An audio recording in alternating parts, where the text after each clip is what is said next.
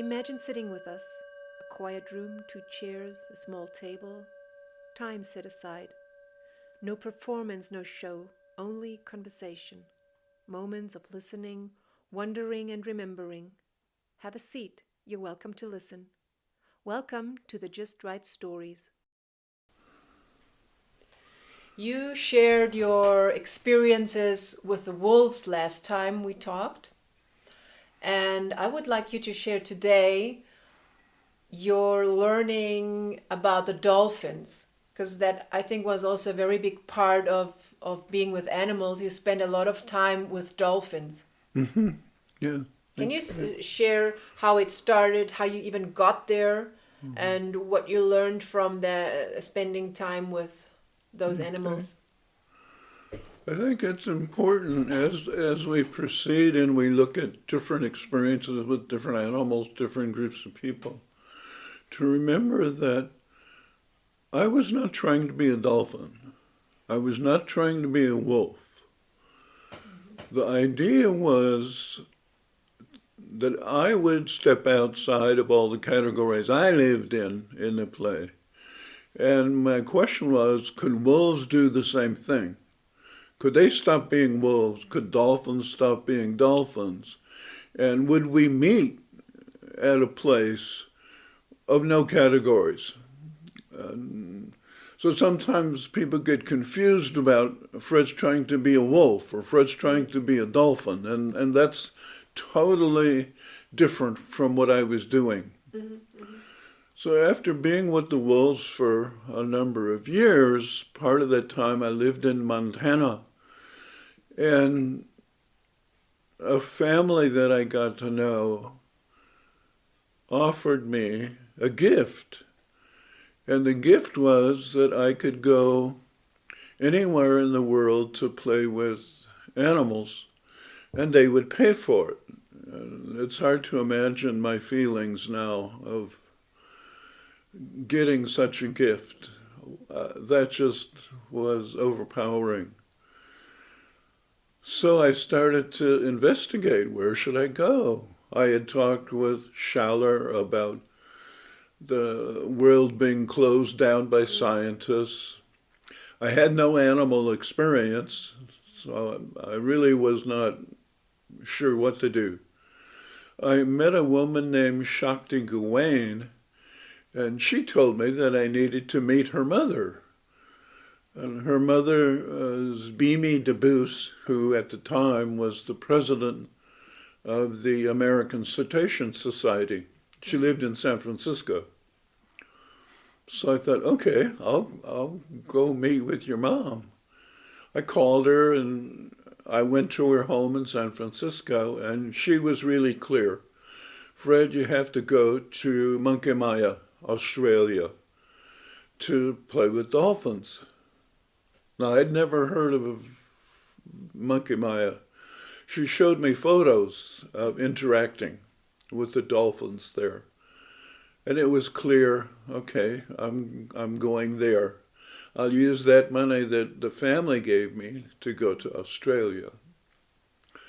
I did, and I lived in a little, what they called a caravan, a very small trailer on the beach in Monkey Maya.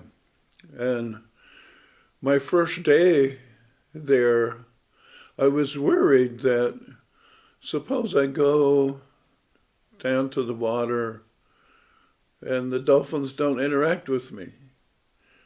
I'm going to go, and I'm going to spend 5 weeks at this place. I said, I'm going to go home and say the dolphins don't like me. How am I going to do that? So I was, and I just walked down to the water. I had no expectation about what was going to happen. This area of Monkey Maya is, at that time, was a favorite fishing spot for many Australians to come up and spend a vacation fishing. There were lots of boats and cabin, little trailers and so on for fishermen and their families. And there was a small concrete building that looked unfinished that sat alone. And I just got my little travel van thing set up and walked down to the water. The water was incredibly warm. I loved it. And walked in, and I could see dolphins around, but nothing really happened. So I kept walking, and it was quite shallow at this area. Mm-hmm. And there was a lot of a certain kind of seaweed that had been pushed into shore from storms further out. Mm-hmm. So when the seaweed got rustled, the water was very murky. Couldn't see much when you're in it. And dolphins came around, and but they didn't stay. They would come some close to me, but not within touching, and would go away. So I just stood there in the water. I didn't try to do anything. Just tried to be there. And after a little while, I walked out. And because this was my getting used to being there stage. Mm-hmm. This is a stage that with the wolves, I spent weeks on the outside, just sitting, just putting my finger through the fence, not trying to touch, not trying to do anything. Mm-hmm. So this was my way. Just be there. Don't rush in. Don't try to touch dolphins. And as I walked out, a man came up to me, and he said, "You're Fred Donaldson, right?" And he knew your name? He knew your name? He knew my name, and I couldn't. How would he know my name? I don't know how he knew my name. And he said, "I'd like to have tea with you." Mm-hmm. Okay. So he led me over to that small cement structure.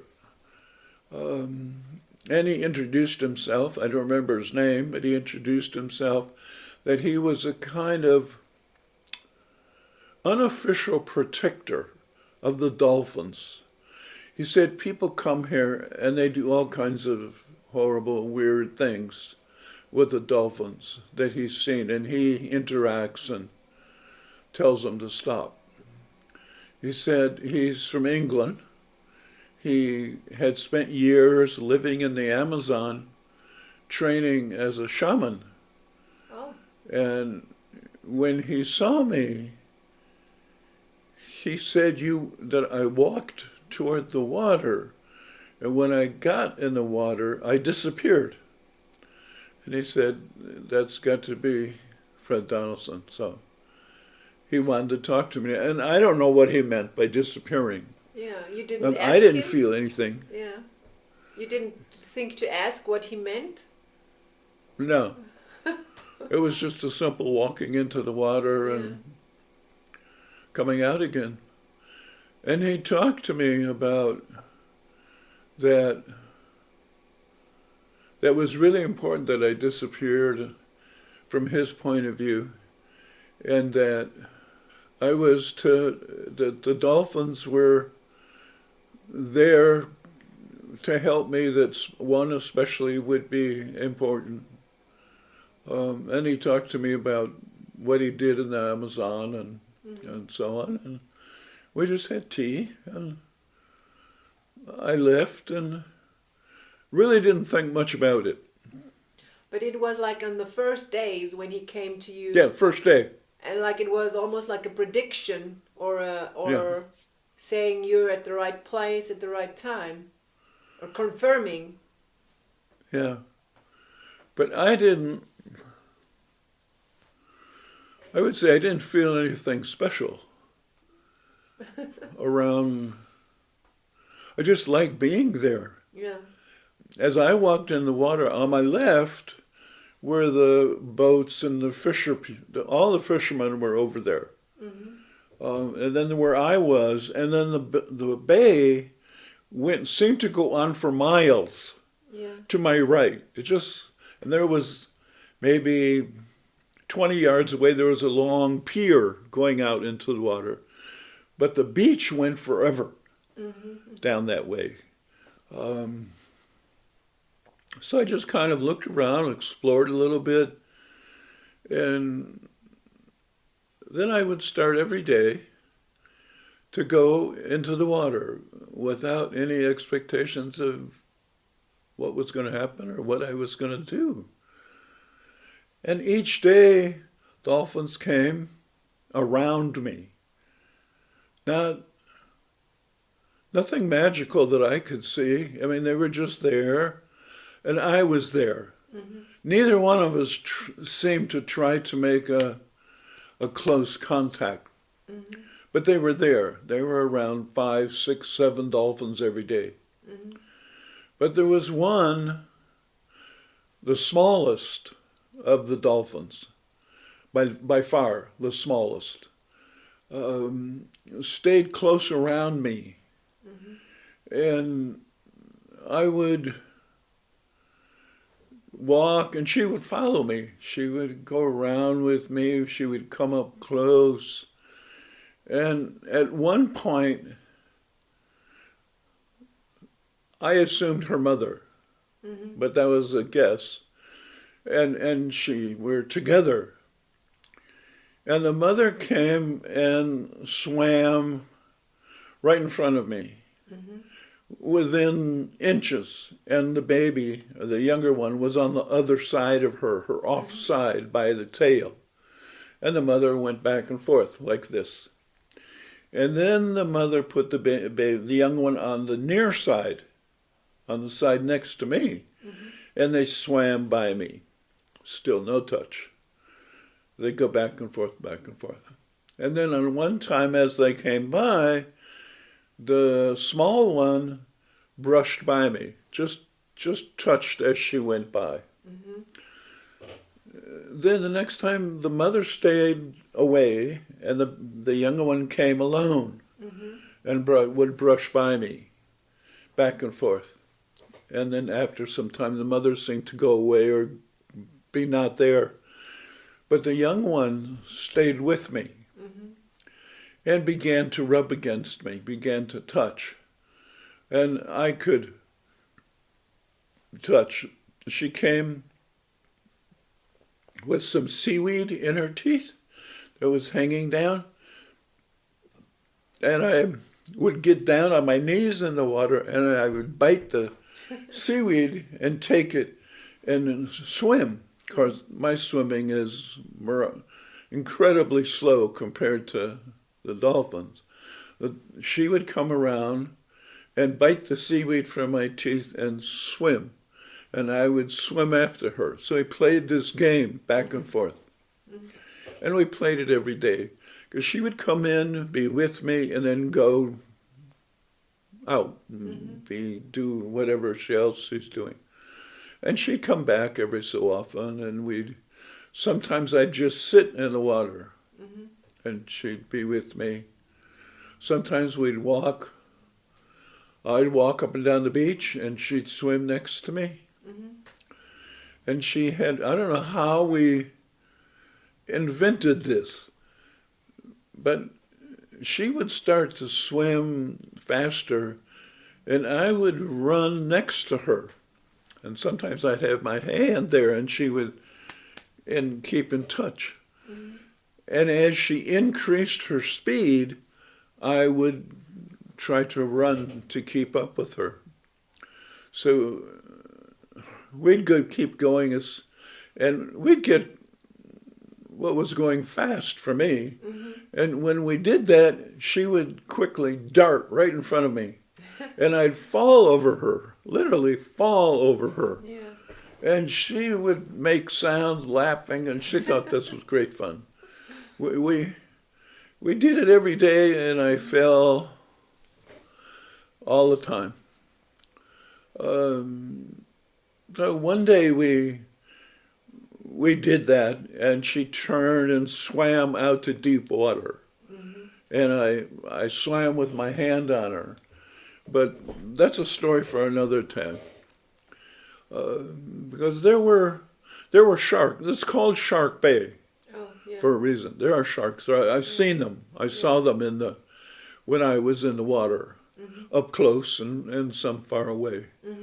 There was a point in which I was in the roughly shallow water that came up maybe between my knees and my waist. And a few sharks were in the area.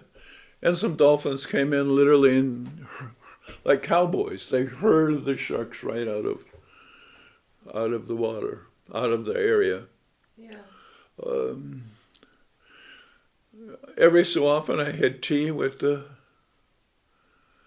British guy. And one time I wanted to know if the pattern that I was looking for was old. Because this area had been obviously settled, lived in by Aborigines long before white people were around there. So I asked him, do you know, is this pattern that I'm looking for, this contact, very old?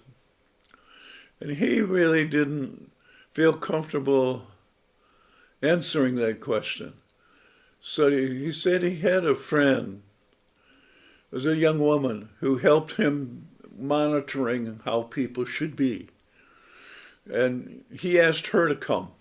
So she came, and I asked her the question, do the elders speak of a pattern with the dolphins that's very, very old? And she was like the man. She was really hesitant to answer and talk about it. And she said, what I'll do is ask the elders. So you mean you felt they knew something, but they didn't want to share it? Yeah, they never told me why they didn't want to, but it was like some information is best not shared because the person or beings you share it with has to understand the message that you're sharing. They have to go below the surface of what it appears to be the message. Yeah. And I felt that they knew what I was asking. They knew the answer, but it was inappropriate for them to answer the question. So a couple days later, maybe it was a few days later, the young lady came back when we were having tea again, and she said, I talked to the elders, and they're not going to answer your question because they don't have the trust in order to answer. And I said, okay, yeah, I that makes sense. So I never did find, from humans, I never found an answer to that question.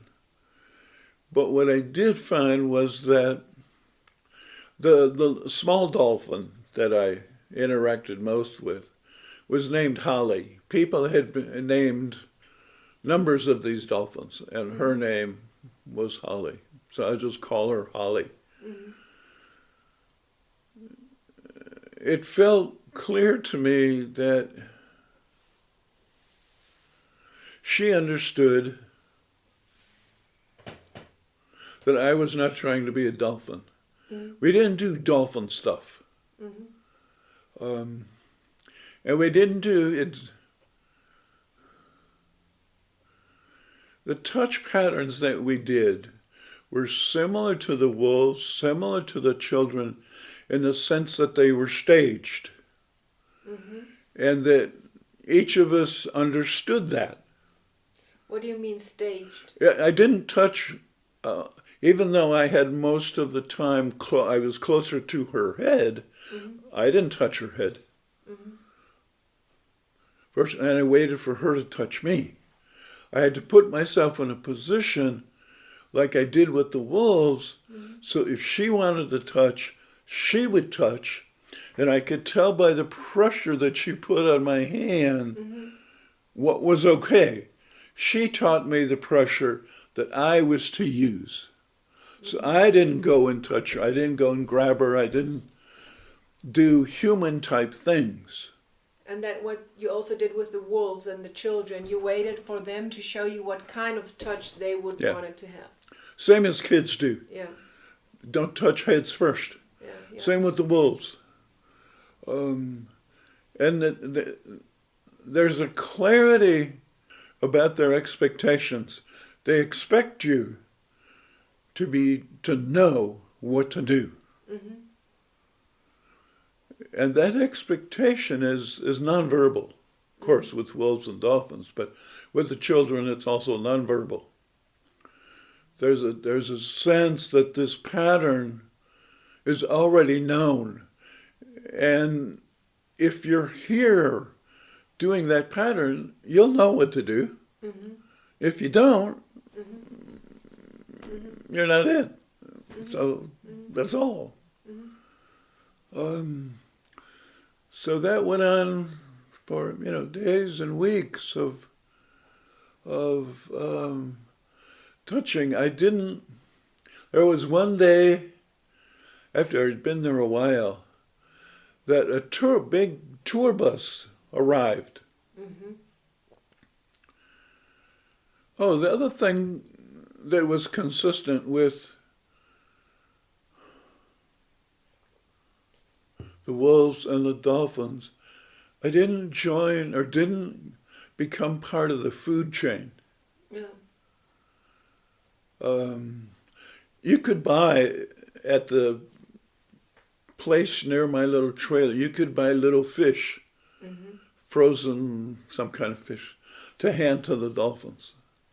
And out of this tour bus came like 50 Japanese tourists. Yeah. And they all bought these little fish. Yeah. So you've got this mob standing in the water where I usually am, holding the little fish. And I walked way down the beach, past the pier. I didn't want to be anywhere near all that commotion and all that. Isn't it interesting that people seem to want to be in contact with animals? Yes, absolutely. They do all kind of stuff, but they want it now. They're not willing to put in the time and especially time to just sit there and be there and wait for the connection. But it's like forcing themselves in a ridiculous way onto animals. Yes. If you see it from this perspective, it's just like, oh my God, I'm so sad for you all guys, because you will never get the real thing. You think you are, but it's not. It's like, it's fake. It's not real. We want something that's very important to us. Yeah. We want to be in touch with animals. Yeah. But we don't know how to do it. Yeah. No one has taught us how to touch. Yeah. When we are with animals, animals are pets. We're in control. We decide how, when, what to touch. And it's all I want, I need, I do. Yeah, yeah. And that is very quick. We want it now. Yeah. And so these tourists were just like all of us. It's like going on whale watching tours. I mean, I've been both on the East Coast and West Coast of the United States. We see nothing, and all of a sudden somebody sees a whale, and everybody on the boat is on that side of the boat. You feel like the boat's going to go, because everybody, and people are leaning over the rail. They want to touch that whale. They want to touch that. So there's something in us that really wants this, is a longing for this connection that's possible. You see it in America in national parks. Yeah. There's a whole series now on YouTube about where the zoo is with gorillas. Mm-hmm. And people are plastered against the window. They want to touch. Mm-hmm. But no one has had the idea, well, if we want to touch and we don't know how to touch, how do we learn to touch? Mm-hmm. Instead of learning to touch, we back away. We make rules. Don't touch the whales. Don't touch the animals. Absurd educational process. But it's what we do. On that day, with the buses there, and the people stayed for maybe an hour there. But while the people were there, Holly swam all the way down where I was. And she had a fish in her jaw, and she gave me the fish. She brought you the Japanese fish. She gave me one of the frozen fish. Yeah. And it never occurred to the people, wait a minute, these are dolphins. They swim with the fish. Why do they want a frozen fish? That's to me so ridiculous. I mean, they're surrounded by fish. They feed. Why would they need?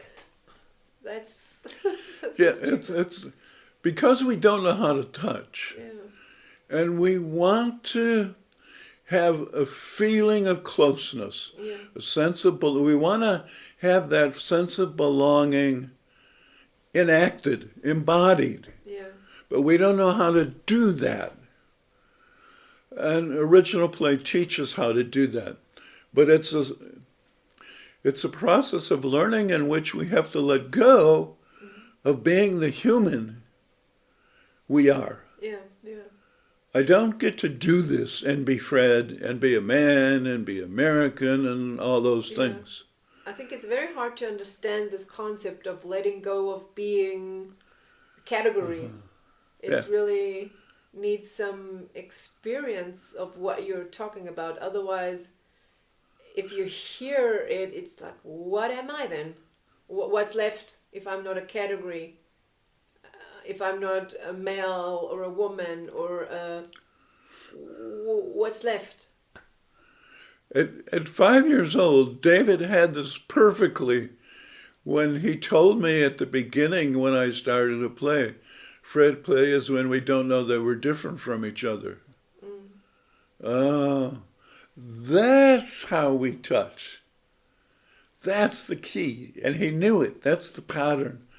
Holly knew it. Windsong knew it. The wolves, they knew it. So my pattern was, okay, the dolphins know what the wolves know, what the kids know. On the last day, I wanted to say goodbye to the wolves. And I walked in the water and all the dolphins... You mean the dolphins. You wanted to say goodbye to the dolphins. Yeah. And I just walked in up to my waist and dolphins would come in and be around me and then go away. It was very quick. But Holly came in and I went down in the water and literally I held her. I could hold her. And she stayed with me. Maybe it was a minute. I have no idea. Time was irrelevant. Yeah, but you really hugged her and held her, and she allowed that? Like you would hold a baby. Yeah. And then she left. Wow. And she went out and she flipped. She did it 5 times. Yeah. And at that moment, the British man came up to me. And he said, you understand that? Do you know what Holly's doing? I didn't know, other than she's flipping. He said, that's Holly's goodbye to you. I've been here for, I don't know how many years he's been there. But I've never seen it before. That's personal to you. Wow. Isn't it amazing also how the animals understood that you're saying goodbye? I mean, that's a really interesting... Well, I had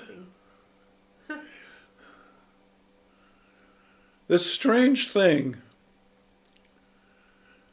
I think it's more about me And I literally had to let go of this. And the dolphins helped, and there was a little girl in Mankimaya who helped me. And I would go out in the mornings, first thing, and I would stand in the water about waist deep, more or less, and I would put my hands in the water. I didn't know how to tell the dolphins I'm here. Yeah. Because I didn't swim out deep. Yeah. And out deep was a long way out. It's shallow for a long ways. Yeah. Yeah. So I would stand and wave my hands in the water. And dolphins would come to it, it seemed. Yeah. Well, one day Holly went around. I didn't see her, and she came from behind and nibbled on my finger. So I looked down, and she thought that was really funny. It's funny how she could communicate to me as if she had a sense of humor. Yeah. That fit our relationship. Yeah. Well, one day I'm doing that. It sounds very much like the humor you have. Yeah. Like in our everyday life, you have that kind of sometimes doing something surprising and funny, and we always have to laugh. I didn't think about that. Yeah. One day I'm there with my hands in the water doing this, and I felt like little bites or something on my fingers. I thought, oh, that's Holly again. And I looked, it's a little girl standing there holding my hand. I looked around. I didn't see anybody else anywhere. Where did she come from? She stayed with me all morning, holding my hand, standing next to me. All morning. She's like... How old was she? What age was she? Oh, I would guess like 4. Really? Maybe 5. Something like that. Yeah. Not any older than that. Yeah. And she didn't talk to me. I don't think we didn't say a word to each other. She just held my hand. And walk around me when Holly would come in. The little girl would stand there with me. Little girl didn't try to do stuff, didn't try to do anything. That's not typical for a girl. I mean, for a little kid. I would assume they would get excited when a dolphin I think she knew. Yeah. And so she stayed with me for hours. Walking, sitting in the water. Wow. And all of a sudden, we're on this walk. We went to this pier, walked under this pier, and she just let go and kept walking. She didn't say goodbye. She didn't do anything. And she walked all the way. I could see there was a woman sitting on the beach way down there, away from everybody. And part of me wanted to say, goodbye, goodbye. Yeah. If every moment is full, you don't need to practice. Everything was full. Why do you need to say goodbye? It's done. Well, it's consistent to what you told about the wolves, that when the wolves played with you, and when it was done, they just left. That's right. So it's like the girl had her time with you, it was done. There's no need to say this cultural stuff around it. It was 100% and cut. Clear. Wow. So when Holly did that, and the man told me, I remembered the little girl. Oh, there's a learning here that's hard for me. The letting go of I want to keep. Mm-hmm. And I mean, it's like, where did that little girl come from? Mm-hmm. And why is she holding my?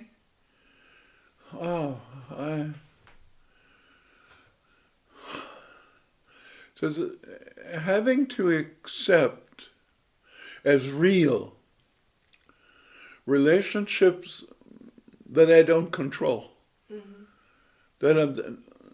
that I don't even think I'm part of until I'm in it. Mm-hmm. Mm-hmm. And very clearly I'm part of it. I'm 100% it. Mm-hmm. Mm-hmm. This is not two objects connecting. Yeah. This is one relationship. Wow.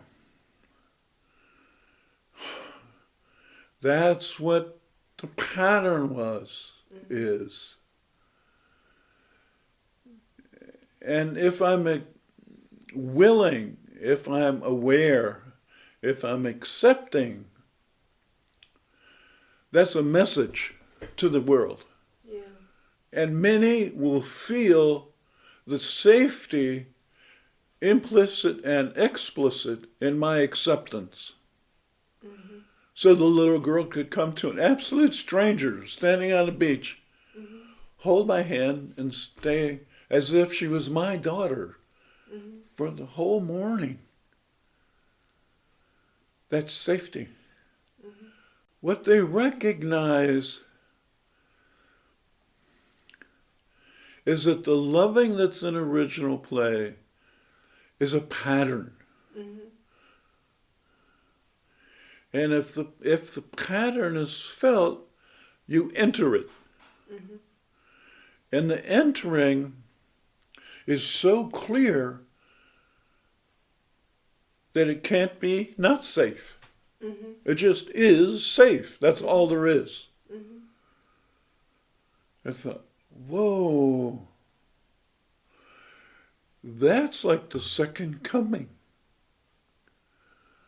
100% safety in relationships on earth. That's what David was talking about. Mm-hmm. Mm-hmm. And the little girl, the dolphins, the wolves, the kids are demonstrating it. Not as theory, not as metaphor, not as prayer, but as embodied action.